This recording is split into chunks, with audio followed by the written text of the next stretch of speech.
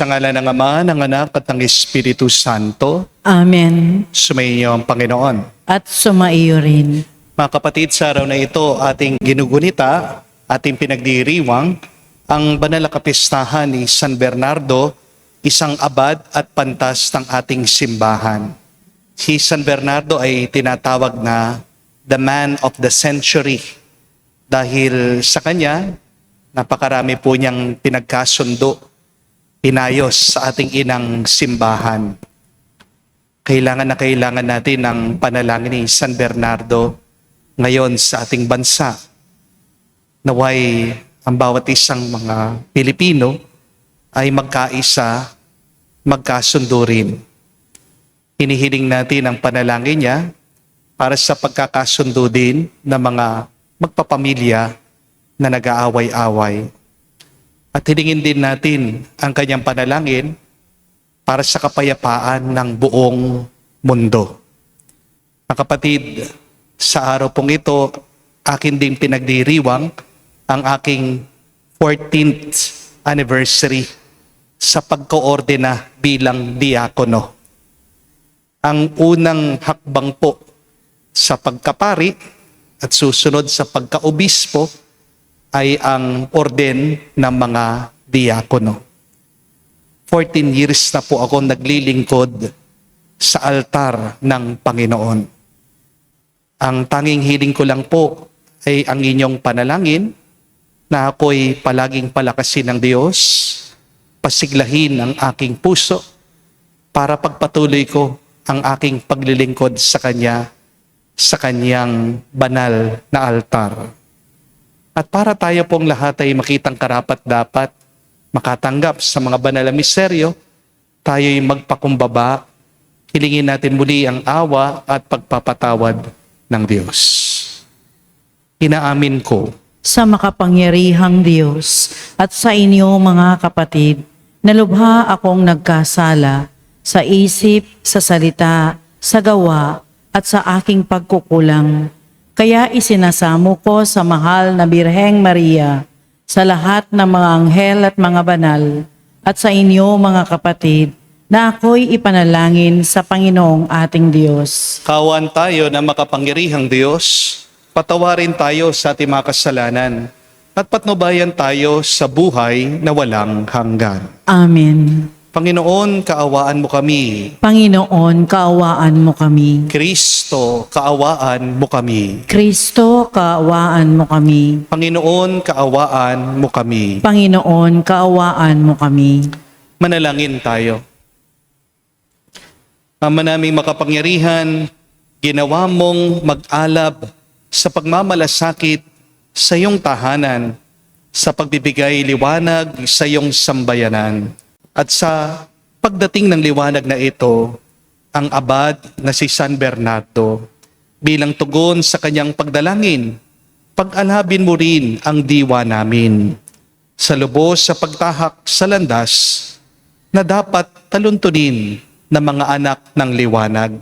Sa pamagitan ni Jesucristo kasama ng Espiritu Santo, magpa sa walang hanggan. Amen.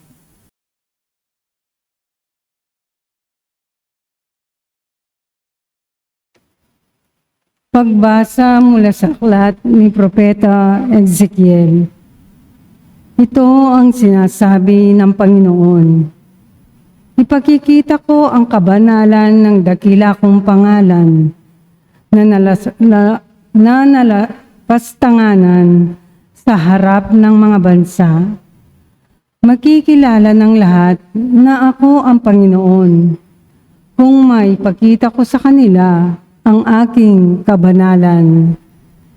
Titipunin ko kayo mula sa iba't ibang bansa upang ibalik sa inyong bayan. Wiwisikan ko kayo ng tubig na dalisay upang kayo'y luminis. Aalisin ko rin ang naging mantsa ninyo dahil sa inyong mga Diyos-Diyosan. Bibigyan ko kayo ng bagong puso at bagong espiritu. Ang masuwayin ninyong puso ay gagawin kong masunurin.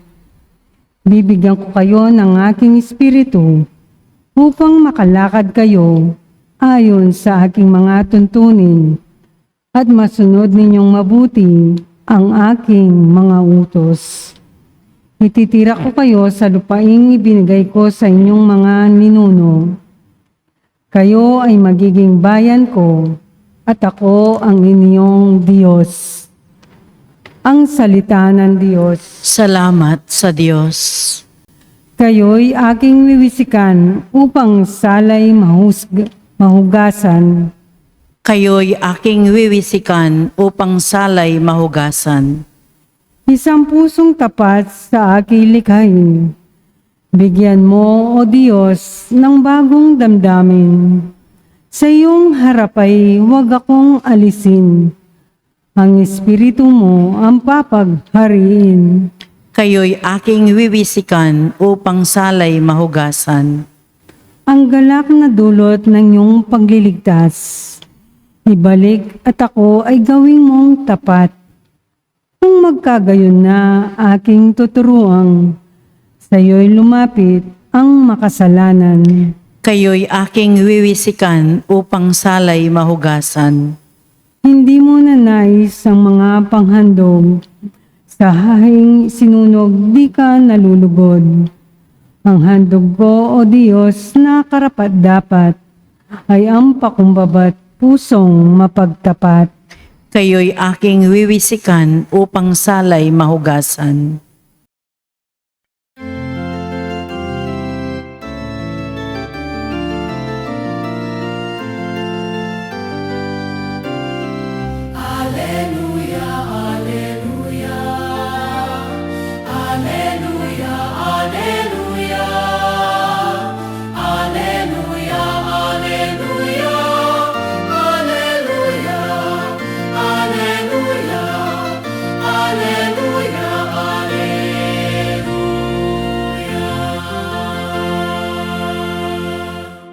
Dinggin ninyong lahat ngayon ang tinig ng Panginoon sa loob na mahinahon. Aleluya, aleluya. Sumainyo ang Panginoon. At sumaiyo rin. Ang mabuting balita ng Panginoon ayon kay San Mateo. Papuri sa iyo, Panginoon. Noong panahon yun, muling nagsalita sa mga punong saserdote at matatanda ng bayan si Jesus sa pamagitan ng talinghaga. Sinabi niya ang paghahari ng Diyos ay katulad nito. Naghandog ng isang piging ang isang hari sa kasal ng kanyang anak na lalaki. Sinugo niya ang kanyang mga alipin upang tawagin ang mga inanyayahan, ngunit ayaw nilang dumalo. Muli siyang nagsugo ng iba pang mga alipin at kanyang pinagbilinan. Sabihin ninyo sa mga inanyayahan na naihanda ko na ang aking piging. Napatay na ang aking mga baka at mga pinatabang guya. At handa ng lahat ng bagay. Halina kayo sa piging. Ngunit hindi ito pinansin ng mga inanyayahan. Pumayo sila sa kani-kanilang lakad. Ang isa'y sa kanyang bukid at sa kanyang pangangalakal naman ang isa. Sinunggaban naman ang iba ang mga alipin, hinamak at pinatay. Galit na galit ang hari. Pinaparoon niya ang kanyang mga kawal. Pinapuksa ang mga mamamatay taong yun at ipinasunog ang kanilang lunsod. Sinabi niya sa kanyang mga alipin, nakahanda na ang piging. Ngunit hindi karapat-dapat ang mga inanyayahan. Kaya't pumunta kayo sa mga lansangang matao at inyong anyayahan sa kasalan ang lahat na makikita ninyo. Lumabas nga sa mga pangunahing lansangan ang mga alipin at isinama ang lahat ng natagpuan. Masasama't mabubuti. Ano pat napuno ng mga panauhin ang bulwagang pangkasalan. Pumasok ang hari upang tignan ang mga panauhin at nakita niya roon ang isang taong hindi nakadamit pangkasal. Kaibigan, bakit ka pumasok dito na hindi nakadamit pangkasalan? Tanong niya. Hindi nakaimik ang tao. Kaya't sinabi ng hari sa mga katulong, gapusin ninyo ang kanyang mga kamay at paa at itapon siya sa kadiliman sa labas.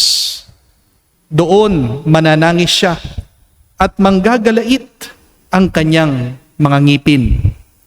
Sapagkat marami ang tinatawag, ngunit kakaunti ang nahihirang. Mga kapatid, ang mabuting balita ng ating Panginoon. Pinupuri ka namin, Panginoong Heso Kristo. Magandang araw po muli sa inyong lahat. Baka hindi ko pa po nakwento sa inyo, pero ako po ay isang estudyante ni Cardinal Ambo David. Nung nagtuturo pa po siya dito sa seminaryo, dito po sa Pampanga. Kaya kung kayo po ay nabibilib sa akin dahil napakagaling ko mag-homily, ito po ay dahil naging napakagaling ng aking guro, si Cardinal Ambo. Pero meron po akong hindi makalimutan na kwento o karanasan tungkol sa kanya. Marahil hindi na po niya maaalala ito dahil napakatagal na po na nangyari. First year high school po ako noon, nag-aaral sa seminaryo. Isang araw kami po ay naglilinis ng mga kaklase ko doon po sa third floor ng building namin. At habang nagmamap po yung isang kaklase ko, bigla po naramdaman niya na parang siya'y nauubo. Naramdaman po niya na parang merong bumara na plema sa kanyang lalamunan. Kaya ano pong ginawa niya? Inalis niya yung kanyang plema sa pag-uubo at dumura po siya mula dun sa third floor ng building. Sabi niya,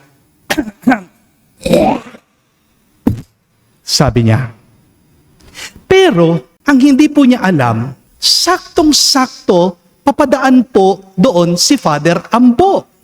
At lumipad po yung plema niya, yung laway niya.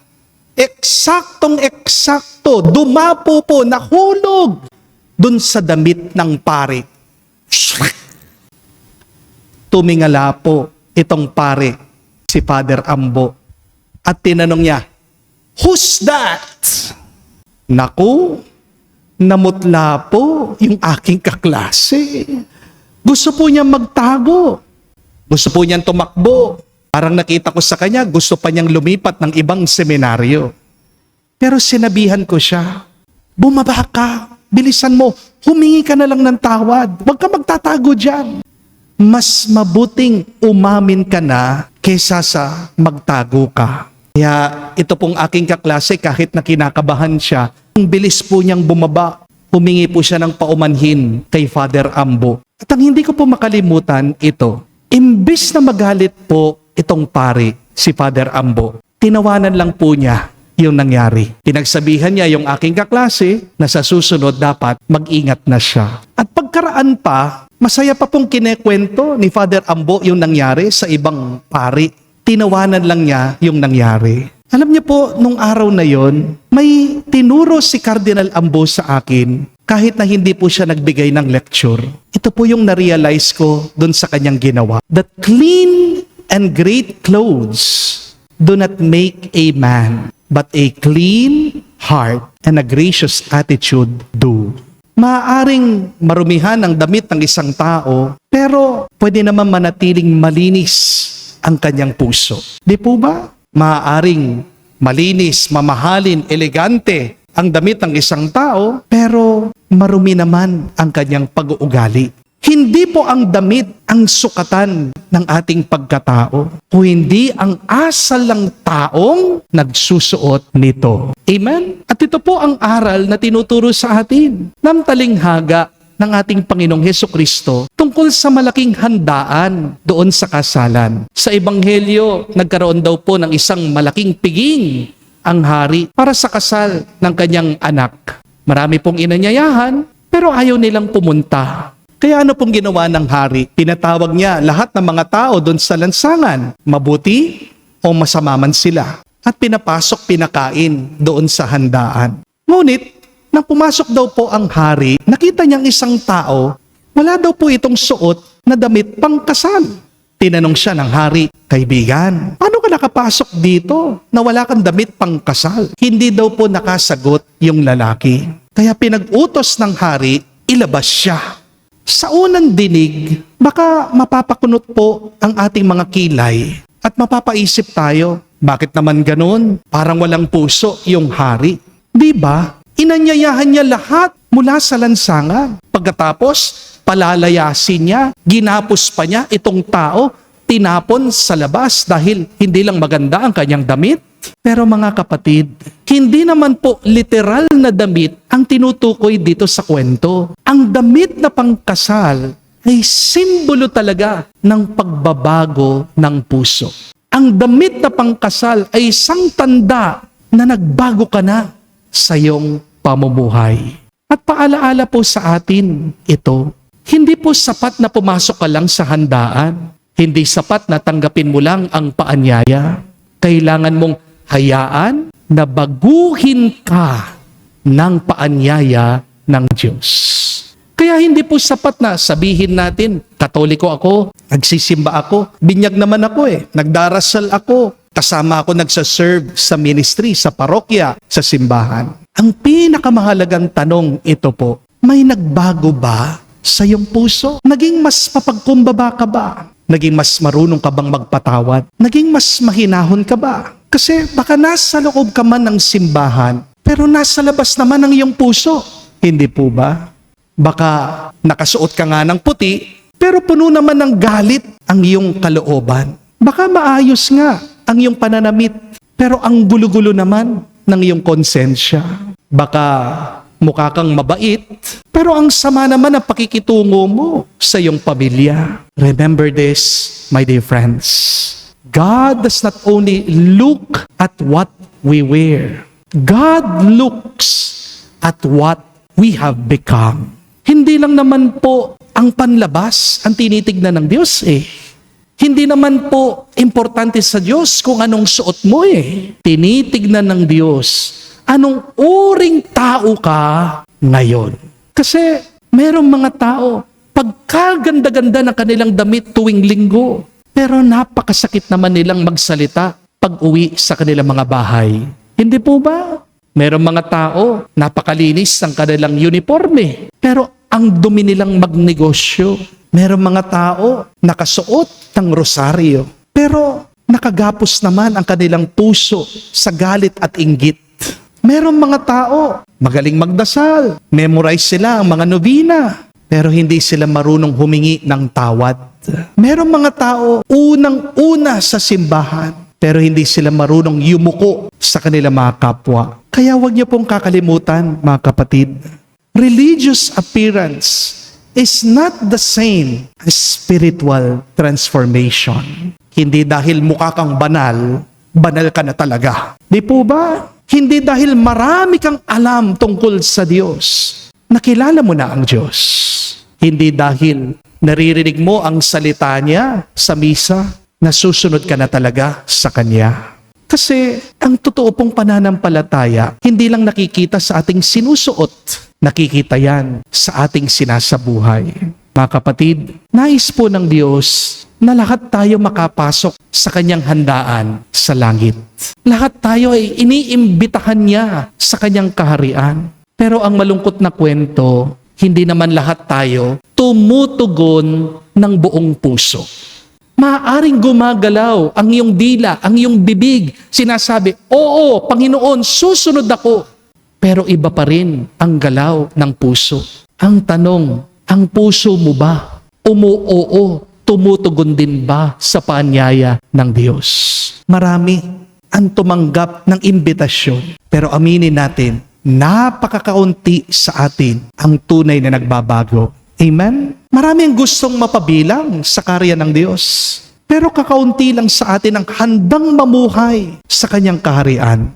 God's invitation is free, but our response must be sincere. Wala pong bayad ang imbitasyon ng Diyos, pero kailangan nating tumugon ng may katapatan. Kaya ngayon pong araw, tanungin po natin ang ating mga sarili.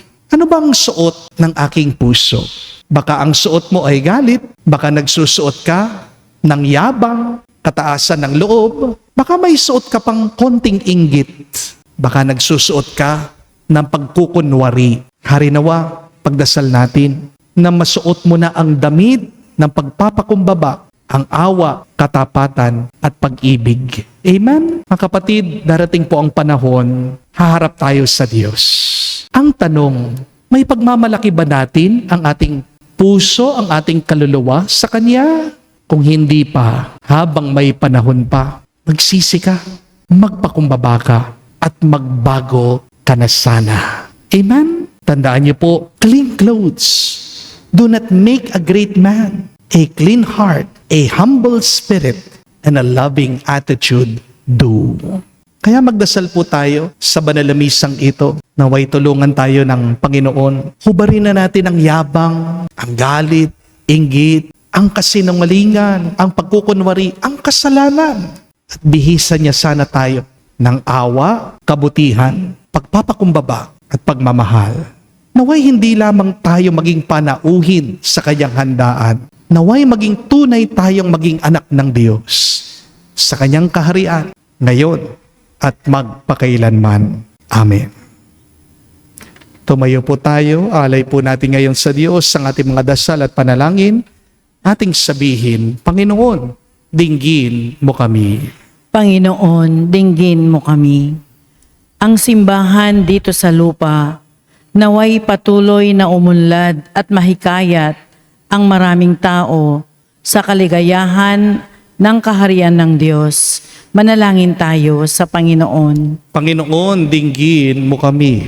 Ang mga mayayaman at mahihirap, naway wag iwasan ang hamon at tawag ng kaharian ng langit.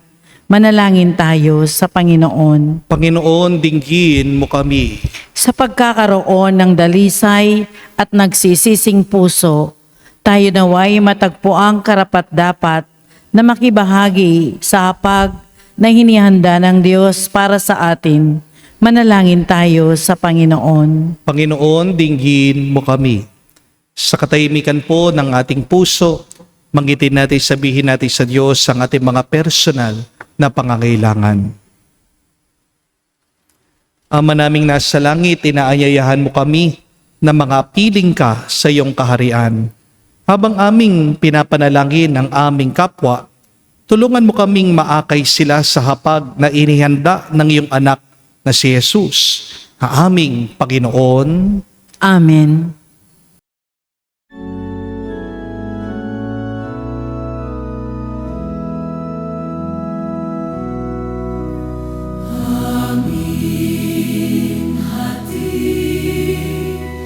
Alay na ito, ang tinapay na nagmula sa pagpapala mo. At tanggapin, alak na ito, inuming inihain sa'yo. Mahal naming Diyos, inyong tanggapin ang munting alay mula sa amin. Buong puso namin hihintayin, pagpapala na aming hiling. Pagpapala na aming hiling. Manalangin kayo mga kapatid, para ng ating mga paghahain ay kalugdan ng Diyos, amang makapangyarihan. Tanggapin nawa ng Panginoon itong paghahain sa inyong mga kamay, sa kapurihan niya at karangalan, sa ating kapakinabangan at sa buong sambayanan niyang banal. Ama naming lumikha, inihahain namin ang pananda ng pagkakaisa at kapayapaan. Ngayong ginugunita namin ang abad na si San Bernardo, na sa salita at gawa ay nagsikap pagkasunduin ang simbahan sa pamagitan ni Jesucristo kasama ng Espiritu Santo, magpa sa walang hanggan. Amen. Sumainyo ang Panginoon. At sumaiyo rin. Itaas sa Diyos sa inyong mga puso at diwa. Itinaas na namin sa Panginoon. Pasalamatan natin ang Panginoong ating Diyos. Marapat na siya ay pasalamatan. Ama naming makapangyarihan, tunay nga marapat ikaw ang aming pasalamatan. Ngayon, kinagagalak namin, may mga banal na tao na nagtalaga ng sarili sa anak mong si Jesucristo upang ipamalas sila ang paghahari mo at maakit ang kapwa na manalig sa iyo. Ngayon sa amin binigay ng iyong anak na minamahal ang kabanalang iyong taglay at hangad mong kamtin ng tanan, itong pinanggalingan amin ngayon nililingon. Dito mo rin nais na kami makarating at humantong. Kaya kaisa na mga anghel nagsisiawit ng papuri sa iyo. Nang walang humpay sa kalangitan, kami nagbubunyi sa iyong kadakilaan.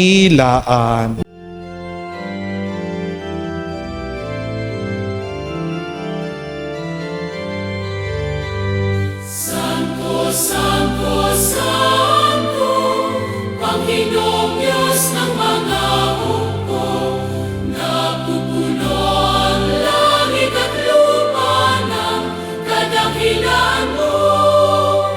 Hosana, Hosana, sa kainasan, pinagpalang na paririto sa ngalan ng Panginoon. Hosana, Hosana, sa kainasan. Hosana, Hosana, sa kainasan.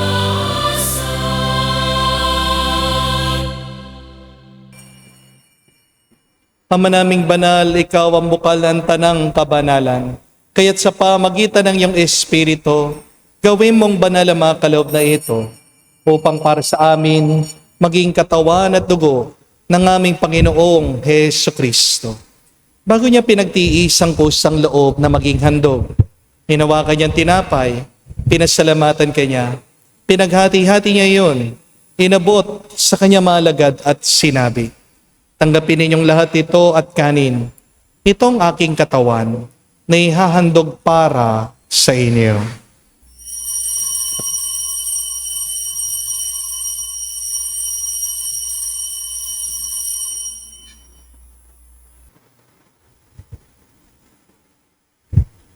Gayon din naman na matapos ang hapunan, hinawakan niyang kalis.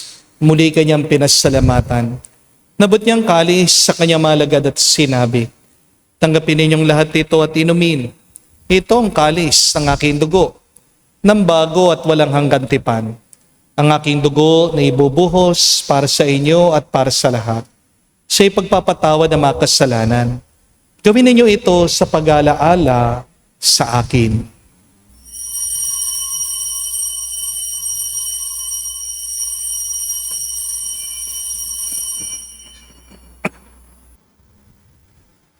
Ang misteryo ng pananampalataya.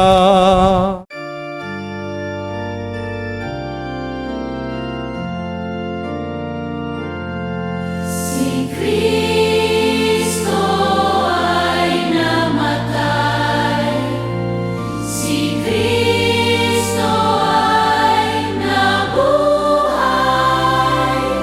si Kristo ay babalik sa wakas, sa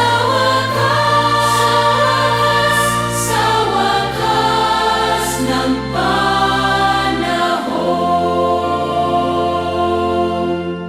Ama, ginagawa namin ngayon ang pag-alaala sa pagkamatay at muling pagkabuhay ng iyong anak. Kaya tinialay namin sa iyong tinapay nagbibigay buhay at ang kalis sa nagkakaloob ng kaligtasan. Kami nagpapasalamat dahil kami iyong minarapat na tumayo sa harap mo para maglingkod sa iyo. Sinasamo namin kami magsalo-salo sa katawan at dugo ni Kristo ay mabuklod sa pagkakaisa sa pamagitan ng Espiritu Santo. Ama, lingapin mong iyong simbahan, laganap sa buong daigdig. Puspusin mo kami sa pag-ibig. kay San Leon ang aming Santo Papa, si Florentino aming Arsobispo at ng Tanang Kaparian. Alalahanin mo rin ang aming mga kapatid na nahimlay may pag-asang sila'y muling mabubuhay. Gayon din naman lahat ng mga pumanaw. Kawan mo't sila't patuloyin sa iyong kaliwanagan. Kawan mo't pagindapatin kaming lahat makasalo sa iyong buhay na walang wakas. Kaisa na mahal na Birhen Maria, Ina ng Diyos. Kaisa ni San Jose ang kanyang maluwalhating esposo. Kaisa ng mga apostol at lahat ng mga banal. Si San Bernardo na namuhay dito sa daigdig na kalugod-lugod sa iyo.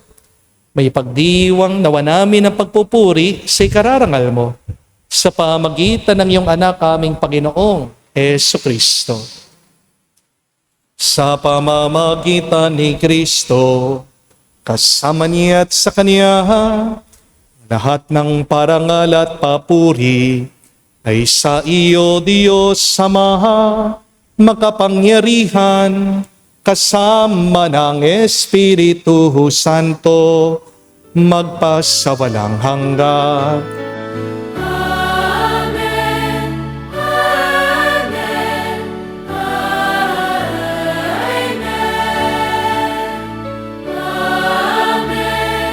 Amen. Amen.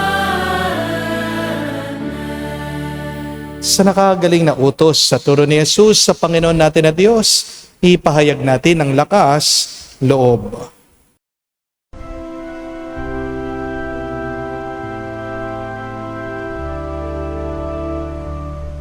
Ama namin, sumasalangit ka, sambahin ang ngalan mo, mapasa amin ang kaharian mo, sundin ang loob mo dito sa lupa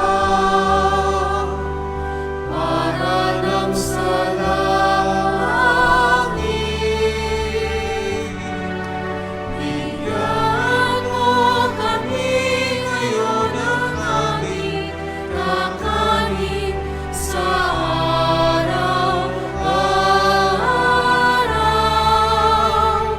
at patawarin mo kami sa aming mga sala para ng pagpapatawad namin sa nagkakasala sa amin.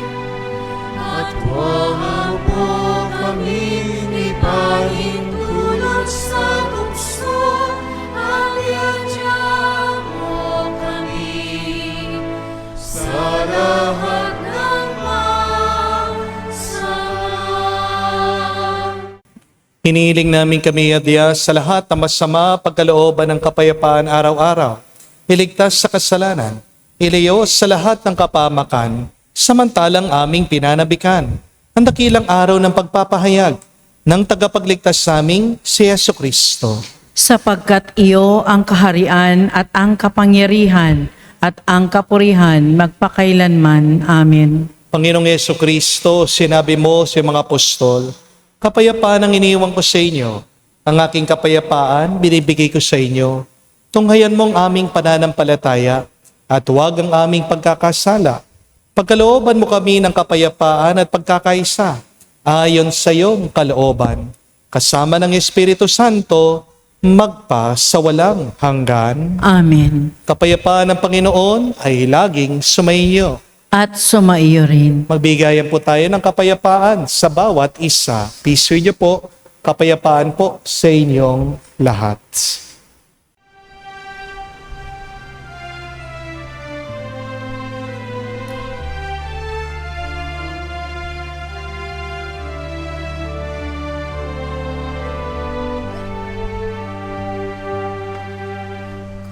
Kordero ng Diyos na nag-aalis ng mga kasalanan,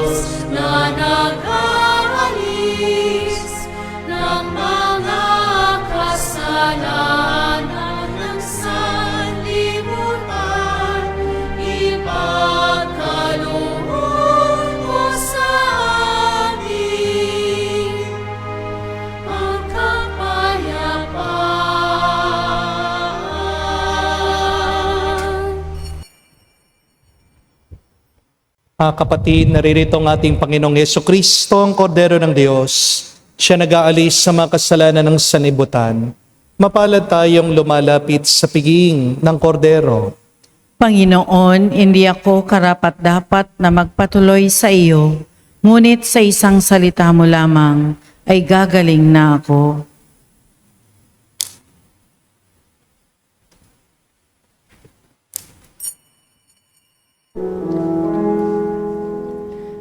Make me a servant, humble and meek. Lord, let me lift up those who are weak, and make the prayer of my heart always be. Make me a servant, make me a servant, make me a servant today.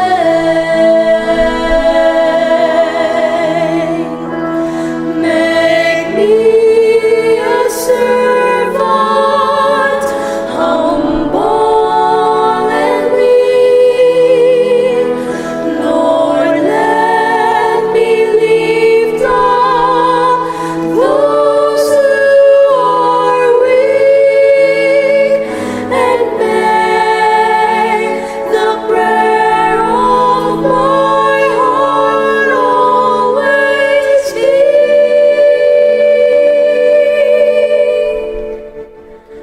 Make me a servant, make me a servant, make me a servant today.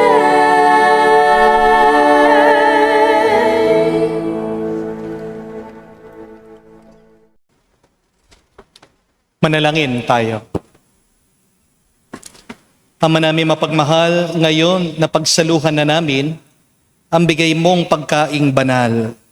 Sa pagdiriwang ng paggunita kay San Bernardo, maganap nawa sa amin ang dulot nitong kapakinabangan upang kaming pinalakas ng kanyang mga halimbawa at tinuruan ng kanyang mga tagubilin ay maging masidhing mangingibig sa iyong salitang nagkatawang tao at nabubuhay kasama ng Espiritu Santo magpa sa walang hanggan. Amen. Sa lahat po ng nagigirit sa akin sa araw na ito, maraming salamat po. Ang anniversary ko po ay sa pagkadiakono, hindi po sa pagkapari. Para maunawaan niyo po, no? Ang ordin ng pagkadiakono, yan po ang parang pintuan. Diyan nag-uumpisa ang iyong pag-akyat, no, sa hierarchy ng simbahan. Pero ang kakaiba po sa ating simbahan, habang umaakyat ka, habang tumataas ka ng rangko, mas dumarami naman ang iyong responsibilidad, dapat nagiging mas mapagkumbaba ka pa. Kaya nga po, ang Santo Papa, kahit na napaka makapangyarihan niya, tinatawag po natin siyang the servant of all the servants. Siya ay naglilingkod ng lahat ng naglilingkod sa simbahan. Kaya ang request ko lang po sa inyo, ngayong ginugunita kong aking 14th diaconal anniversary, naway pagdasal niyo po ako, pagkalooban po ko ng malakas sa pangangatawan at masiglang kalooban. Inspirasyon araw-araw para pagpatuloy ko po ang aking misyon ng pagpapahayag ng mabuting balita sa inyong lahat, lalong-lalo na sa YouTube, sa Facebook, at sa TikTok. So, muli po sa inyong lahat, maraming salamat po. At wag po natin kalimutan ang napakagandang aral ngayon, that clean clothes do not make a great man, but a clean heart does. Hindi mo masusukat ang pagkatao ng isang tao sa kanyang sinusuot lamang. Pero nasusukat mo anong tunay niya pagkatao sa kanyang pag-uugali. Ang paanyaya po ng Diyos, libre. At napakaganda ng imbitasyon ng Diyos sa atin. Ang mapabilang sa kanyang kaharian. Pero kailangan mag-ingat tayo. Hindi lahat ng mga tumatango, umuoo o tumutugon ay handa rin na baguhin nila ang kanilang pag-uugali. Kung tayo ay nagsisimba, pero nananatili pa rin tayo sa ating pagkakasala, tayo'y nagkukunwari, niloloko natin ang Diyos. At meron siyang termino dyan, tayo'y nagiging hipokrito. Ano po ang hipokrito? Sila po'y mga papagbalat kayo. Ano po ang hipokrito? Sila'y mga mapagbalat kayo. Para mas maunawaan natin ang mga hipokrito sa ating termino ngayon, mga plastic. Sa kalikasan, bawal po mga plastic. At ayaw din po natin ang mga plastic na tao. Hindi po ba? Kasi pag plastic ka, toxic ka. Kahit po sa langit, sa karya ng Diyos, bawal ang plastic.